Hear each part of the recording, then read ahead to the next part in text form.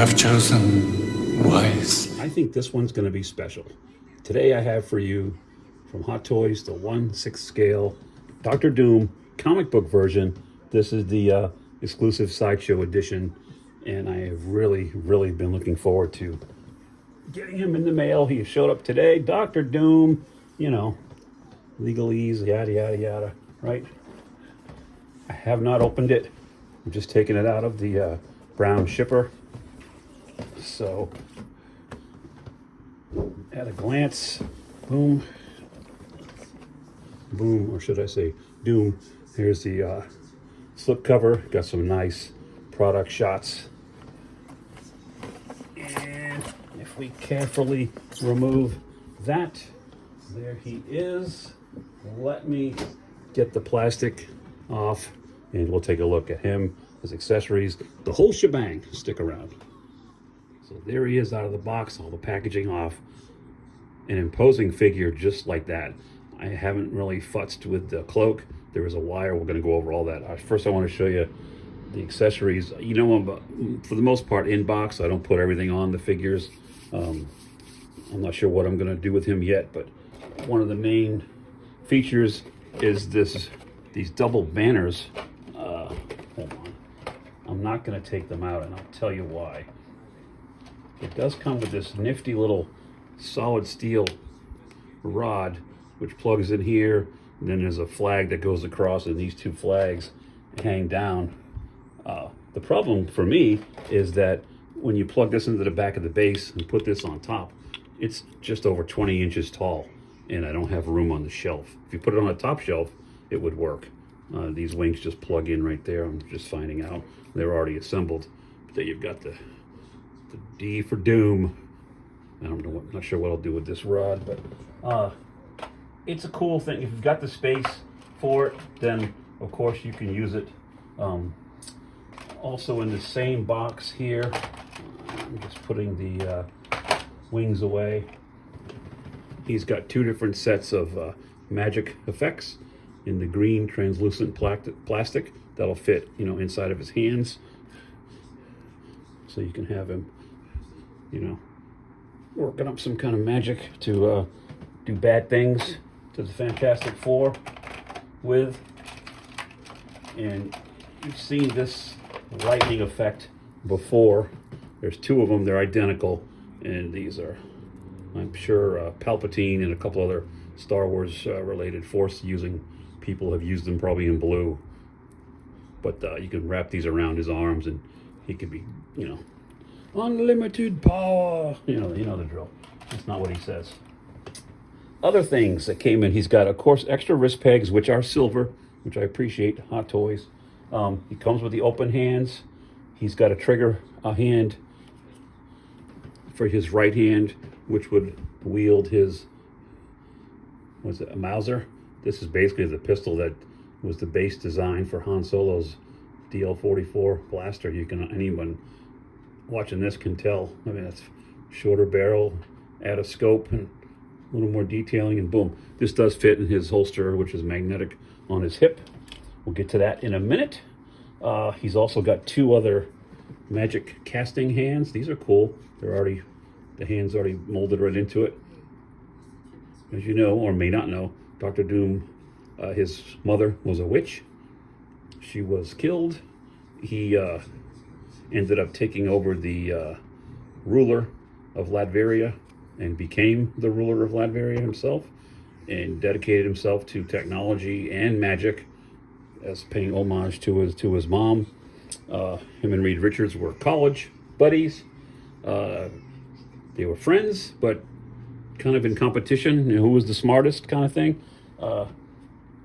In the books, as I recall, it's been a while, Reed saw some calculations on a board, and he noticed an error, and he called Victor out and said, "Hey, I think this equation's wrong." Victor, of course, said, "You know, you're a fool, Richards. I know what I'm doing." And there was an accident which caused a scarring on his face. He blamed Reed instead of him trying to warn him that he may have actually changed the equation. Anyway, that's began the hatred that Victor has for Reed Richards. Here's the Darkhold. Very cool Nice detail, the skull on the front, and these two little designs on the back. It does open up, just one in the middle. There's some charred ancient text that you can decipher if you have the free time. And you can also use that same hand. I think this hand, if I played my cards right, could hold it. Let me see. Yeah. So you can plug that in, and he can be reading from the Darkhold and casting a spell with the other. Now he does come, this is the exclusive, so it does come with 3 masks. The one that's on there is the more modern look. You also, and we're going to put all 3 on, but here's the kind of our first appearance look, sort of plain, almost look like he's frowning with the expression. And these are all magnetized to his face. Here's a more, I don't know, this would be considered Silver Age. Let me know in the comments below. But it's nice to have, you know, options. Before I show you him, I'm gonna stand him right there. I want to show you this base. I love this base. Let me put Doom in there.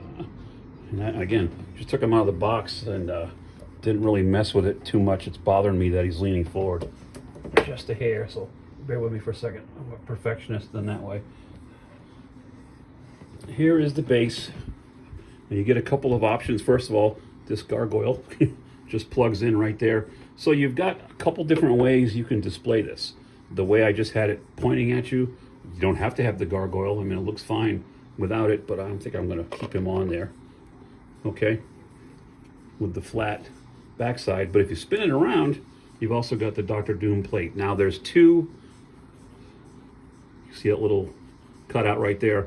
I pried this one off and actually took that little piece that's grafted like the stone. I didn't know what to do with it. There's not a place for it. So I stuck it inside the directions. You can see it right there on my thumb, so I don't lose it. So I'm going to display it. This is cool too, an option, but I like this way. You can put it flat against the wall and still utilize the whole base. You can put a foot up on the gargoyle, or just both feet on there with this, you know, and your standard crotch grabber. So this is very cool. I like this base quite a bit. It's just plastic. You could glue him on there. I don't see why you need to. He's not going anywhere. And that thing himself, look at the detail on that. Little patina almost on it, I think, kind of look to it. And from the back, you can see the brick inlay there, and it's like stone. Very well done. Nice job. Nice job, Hot Toys. Let's get Victor over here. Now, a couple of nitpicks, because I can. The cape.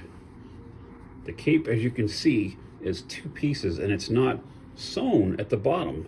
So you can literally put your, but there's a wire down both ends.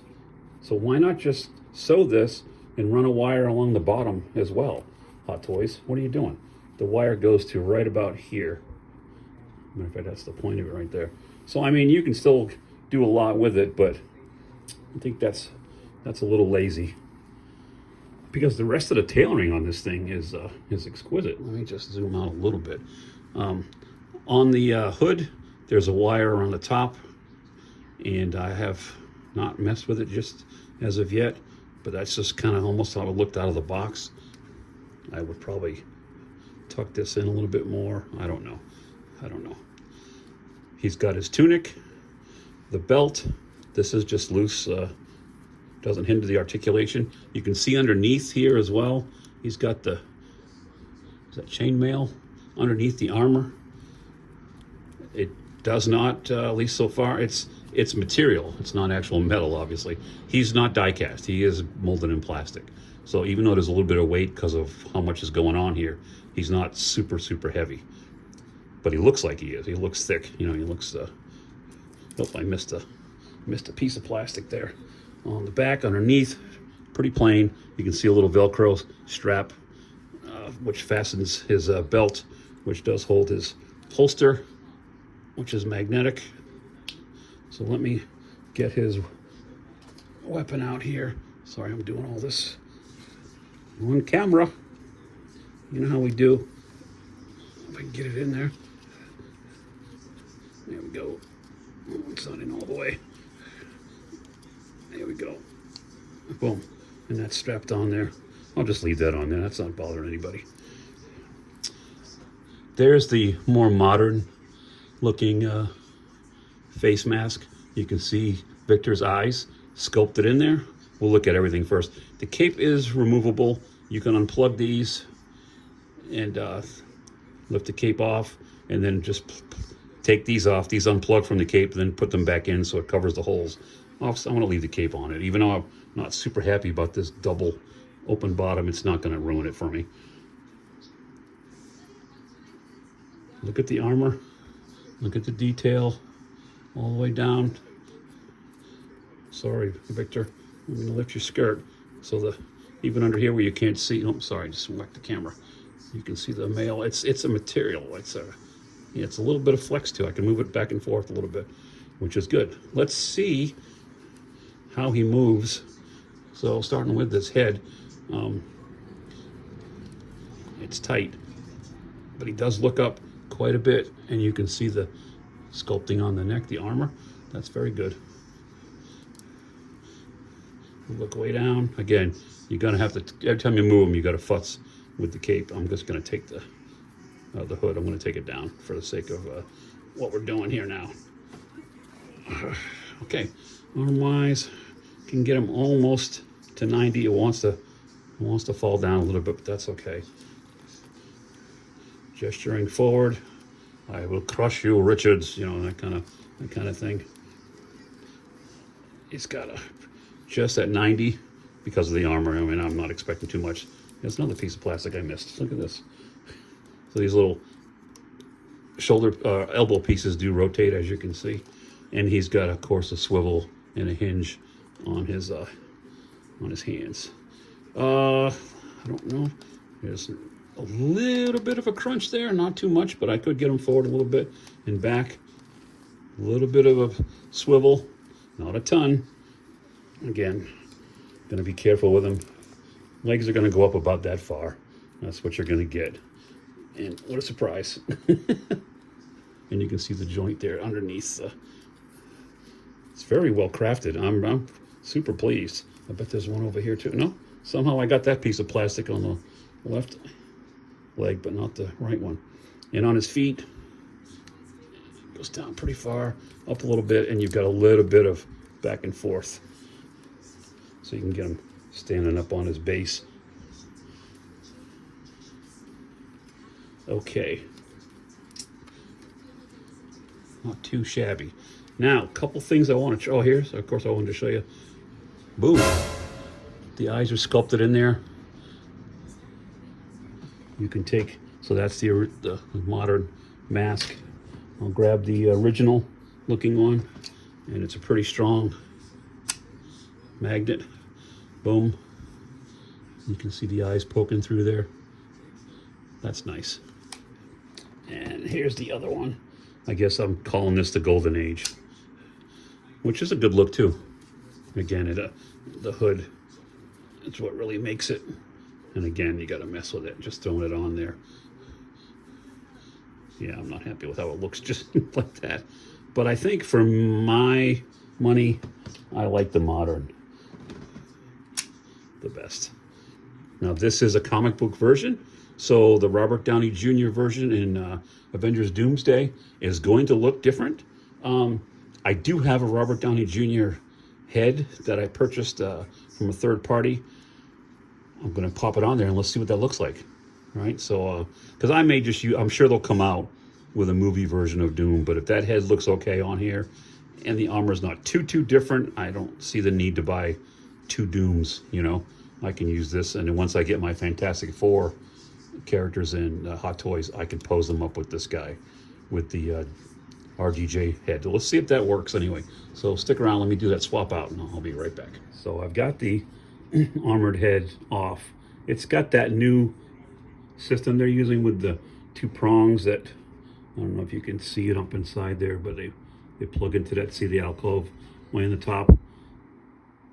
Unfortunately, excuse me, here's the head sculpt, which I like, and I had this little cap came on the bottom. I like unplugged it, but the inside is not deep enough. It just simply, I could force it on there, but it won't go far enough. I'd have to Dremel out into the net, which maybe I'll have someone do for me. And then it would work. It would sit down, you know, I think far enough. If I could get it down to there, I think that would work. I don't know. It might take a little bit more modification, somebody more skilled than I, but that's okay. I'm still glad I got this. I'll find a use for it down the road. So that's not going to work, and that's okay for now. I can always go on the secondary market again and a third party, and people are making these head sculpts all the time, and find one that's specific for this figure if I want to go that route. In the meantime, I'm happy with a comic book accurate. I'm putting RDJ away. A comic book accurate Dr. Doom. Let me pop this head back on, fix the hood, and we'll close this one out. Hang on. I don't want to do it on camera for fear of breaking these pins. So be right back. While I'm disappointed that this third-party RDJ head didn't fit, and I do have a couple of nitpicks. Like I said, the cape is one. The cloak could be a little bit better. I wish the wire went all the way around. It goes just on the sides. But that's my first attempt at a quick little pose. I got his foot, as you can see, up on the base. Cape kind of billowing behind him a little bit. And I think that's how I'm going to display him, at least initially. I'm going to take a picture. I'm going to put him up on the shelf behind me. And you can see the pose here, the picture. That's what the shelf looks like before. And then we're going to add Doom, and I'll show you what it looks like after. Well, before and after display action. So there you go. I hope you enjoyed this quick little overview of the Hot Toys 1/6 scale comic version of Dr. Doom. I enjoyed making the video. If you enjoyed watching it, please like this video, subscribe if you're not already subscribed. I appreciate it. Leave a comment. I do try to reply to every single one. And again, I appreciate you guys' support. We are closing in on 1,000 subscribers, so I'm very excited. That's be an awesome milestone to hit. So we got a lot of stuff coming in the next month or so. The T800, excuse me, the clean version of Arnold, the Terminator, should be in. The much delayed Hugh Jackman and Wolverine from Deadpool and Wolverine. I got an email from Sideshow a couple of days ago that it's delayed, no kidding, but we're waiting for that. We've also got a couple of the Fantastic Four on the way. I've got the George Clooney Batman. I've got the new Predator 2.0, as well as, like I said, FF, Reed, Herbie, and The Thing so far on pre-order. I haven't pulled the trigger on Johnny and Sue, but I will. But in the meantime, it's all about Victor Von Doom. I appreciate you guys watching. I really do. Gary from Gary's Grails reminding you once again, your grails are out there. Go find them. Thanks for watching, and I will see you next time.